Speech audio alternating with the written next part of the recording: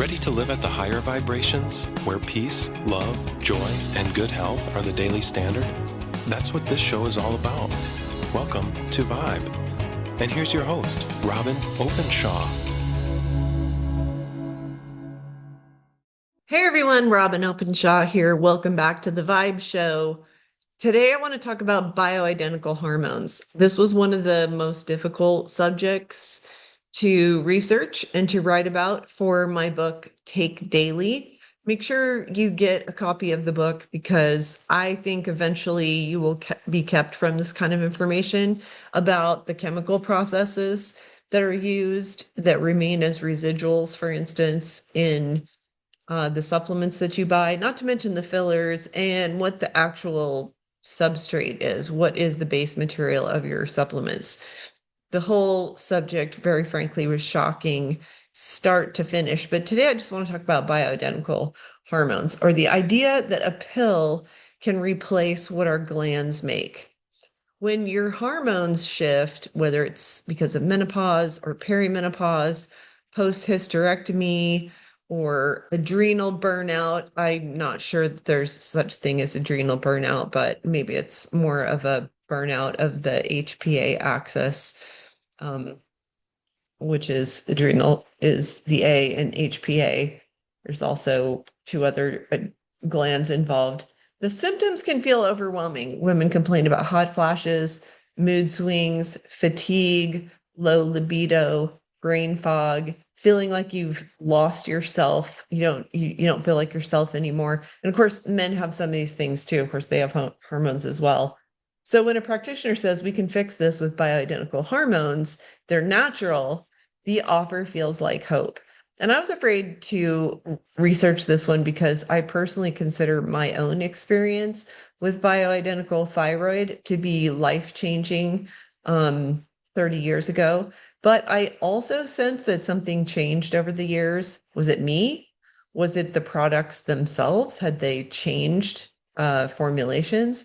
I started talking to other women my age, and I found out that a lot of them too felt that at first bioidentical hormones had lived up to the promise, and now they weren't sure that they were helping at all. Just because something is marketed as natural doesn't make it safe, by the way. I knew this, and I want to make sure not to offend those of you who find that taking hormones do help you. I believe you.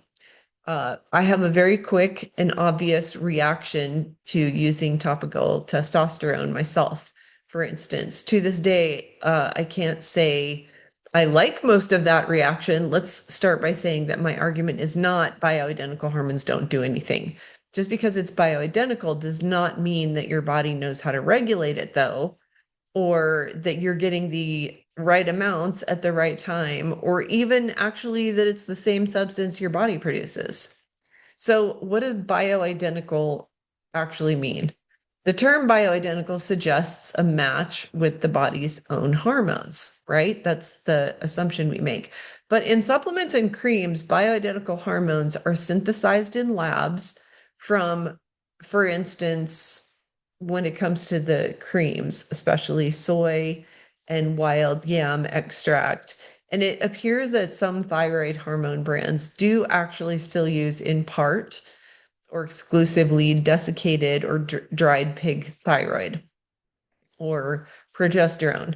The brands who do seem to have they seem to have supply chain problems, and I've seen them be out of supply for 6 months and a year at a time in the 30 plus years that I've been using these products. So I had wondered, so when they can't get enough thyroids from pig farms, little tiny gland out of the harvesting of pigs, what will they do then? I've watched over the years chemistry and labs mimic and make more inexpensively molecularly similar compounds to various natural ingredients. And it might start as an extract that they're trying to find the thing that really makes the difference in a natural herb, and then it ends up being completely made from chemicals and chemistry For instance, there's a lot of hype, mostly created by one former chiropractor, that nicotine is good for you in various ways, but he acts as if the natural compound that's found in eggplants and potatoes in trace amounts is the same thing that's found in tobacco.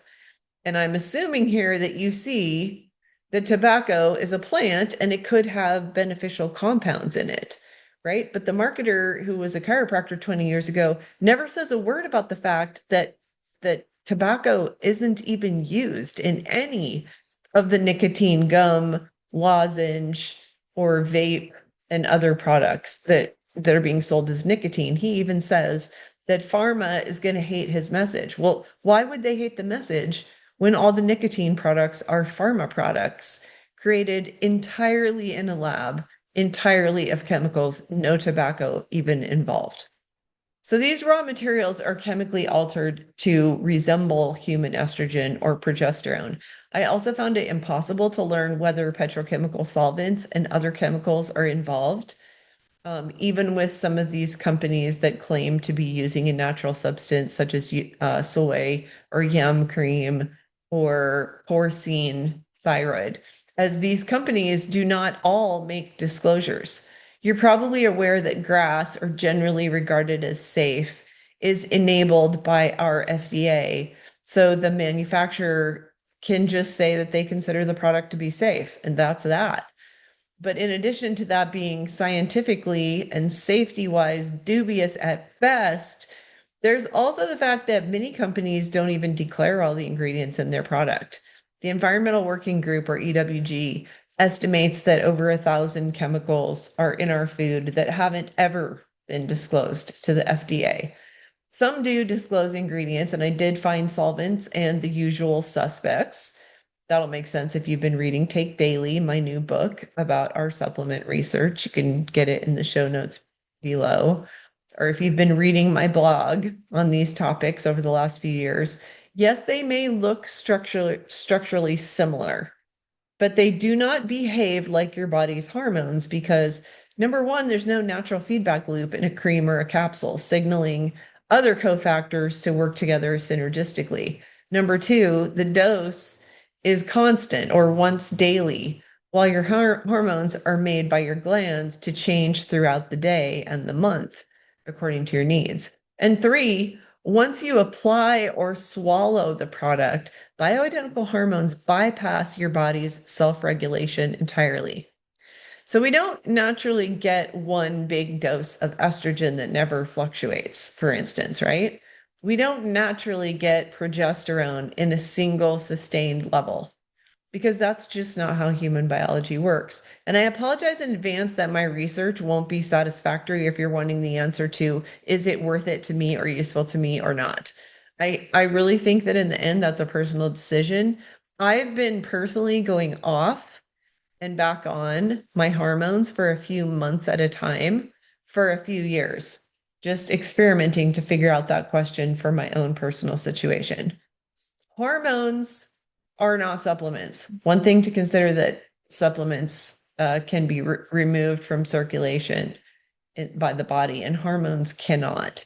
Once absorbed, they signal gene expression, meaning they influence how your cells divide and repair and age or inflame. And this is why women on hormone creams often feel great at first, and then mood destabilizes, anxiety spikes, weight shifts unpredictably, sleep becomes irregular, libido crashes again, fatigue returns. And not because they need more, which some practitioners might suggest, but because the body's feedback loops have been overridden.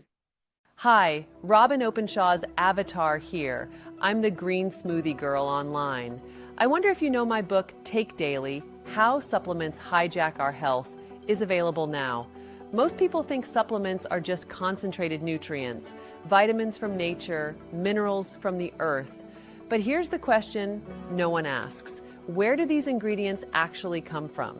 How did industrial throwaway byproducts, leftovers from mining, chemical manufacturing, and petroleum processing end up inside pills legally sold as vitamins, minerals, or health-boosting compounds? In Take Daily, we follow the supply chain the regulations, and the loopholes that allow this to happen, and why the label doesn't tell the whole story. This isn't fear-based, it's research-based, and it's information every consumer deserves before swallowing something daily. Right now, you can grab the launch special in the link below, which includes 3 bonus videos with me and my British co-author, plus 6 popular supplements we would never take and exactly why. If you take supplements, this book is for you. Now back to the episode. So one problem that nobody talks about is storage. Bioidentical hormones are fat soluble. This means that they accumulate in body fat, sometimes for years. So even when you stop using them, your system may continue to feel their effects. And this is why many women experience sudden emotional mood swings, cycles of insomnia or exhaustion, breast tenderness, thyroid disruption. It's not that their hormones are out of balance, they're being chemically pushed. And then there's the breast cancer risk. There's a lot of controversy about this, but we've been told that bioidentical hormones are safer than synthetic hormones. But safe compared to what? Studies show, not all the studies, but some of them, that all estrogen, whether from your ovaries, a cream, a gel, a capsule, can increase cell proliferation in breast and endometrial tissue. Meaning if your detox and liver pathways are sluggish, hormonal stimulation can become growth stimulation. This is why 2 women can take the same dose and one feels fine and the other develops breast cysts or endometrial thickening or fibroids or elevated tumor markers. This is why I detoxify my liver twice a year. The first time you detoxify, it's 26 days if you haven't done our detox. But then if you get lifetime support, we show you a shorter version that you can get done in just 11 days. Still prepping and flushing your liver successfully. So we will share with you a video about the detox down below, because you heard me say earlier that if your organs of elimination are sluggish, that's where you're a lot more likely to have the use of hormones cause aberrant cell growth. Hormones are not just feel-good hormones, they're growth instructions. The biggest study that misinterpretation of it went viral, made women panic about estrogen when in fact it's a hormone that you need. But what your body makes is always superior than something that you could take in a pill. So why do pharma's hormones work at first? They have a noticeable effect at first because they give the body a quick jolt, a bypass around fatigue and adrenal dysfunction, a shortcut around thyroid slowdown, a spark in the nervous system. But shortcuts come with cost. Relief does not equal restoration. Stimulation does not equal healing. People often get these mixed up. So a lighter doesn't make the log less dry. It just makes it burn faster. I know this is a little bit discouraging to learn, and the decision making is compounded by my practitioner, who owns the compounding pharmacy and profits from the sale of hormone drugs, saying your hormones are low. A couple years before, my retiring Utah hormone practitioner had told me, Robyn, stop taking your hormones. You don't need them. I think, I can't prove it, I would like to try to get a hold of her, even though she's retired. I think she'd figured out what you're reading here, what you're hearing here. And she knew my knowledge level. She'd known me for well over a decade, and she had dealt with my questions for years. And as she sold her practice, she told me, well, the truth. At my age, postmenopausal, I shouldn't have the level of hormones of a premenopausal woman. Your body doesn't need replacement, it needs rebuilding. What your hormones really want is mineral repletion, stable glucose regulation, liver detox support, healthy circadian rhythm, emotional safety and nervous system repair, real fats, not seed oils, and natural light cycles, morning sun, evening darkness. That's the way of humans throughout history. When you restore those systems, hormones tend to rebalance themselves. It's not magic. It may not involve pills, but this is biology doing what biology knows how to do. I'm no longer convinced that postmenopausal need the hormones that a premenopausal woman does. I totally used to believe that narrative that once your hormones subside, that you're beginning to die. This is the cleverest part of the hormone marketing, that it's a longevity hack as well as a mental health crutch and much more. What works for me is a biannual detox, and I made a video for you about it, and you can check the show notes for it. So, should you ever take bioidentical hormones? There are cases where short-term therapeutic support can help, but only when paired with root level repair, and only when dosing is conservative, labs are monitored, at least quarterly at first, detox pathways are supported, and the goal is eventual discontinuation. If your practitioner can't tell you, how will we know when your body no longer needs this? That's not a healing plan, that's a subscription. And frankly, I've been to 9 practitioners since I was 28 and started to become aware of my hormone dysregulation. And I've never had a single one of them who helped work towards or give me suggestions towards being able to get off of hormones. Till my most recent Utah, who was the best practitioner of the 9, said, Robyn, you don't need these. After she had just sold her practice and was retiring, she had been totally prescribing them for me for many years. So what's the takeaway? Your hormones aren't broken. Your body's not confused. Your body's not turning on itself. You're not missing a cream or a capsule. You're missing support, nourishment, recovery, rhythm. Once those are restored, consider that your hormones will regulate, stabilize, and soften naturally. No force required, no override needed, just the restoration of your body's original intelligence. Eating a whole food diet, detoxifying now and then, getting in the fresh air and sunshine, going to sleep by 11 p.m. If you want more context for this, my research, my actual sources, and a look at rebalancing, a roadmap for that, this episode is really adapted from chapter 11 of Take Daily, How Supplements Hijack Your Health. And we'll share a link to it down below. And also highly recommend that you get into our detox. We're doing an amazing deal for January of 2026. Although whenever you're hearing this, you're always welcome to join us. Our lifetime detoxers choose when they want to do it, and many of them do it twice a year. Some of them do it even more than twice a year, but John and I do it twice a year without fail. And it's been absolutely life-changing for us. So thank you for being with me, and I will see you next time.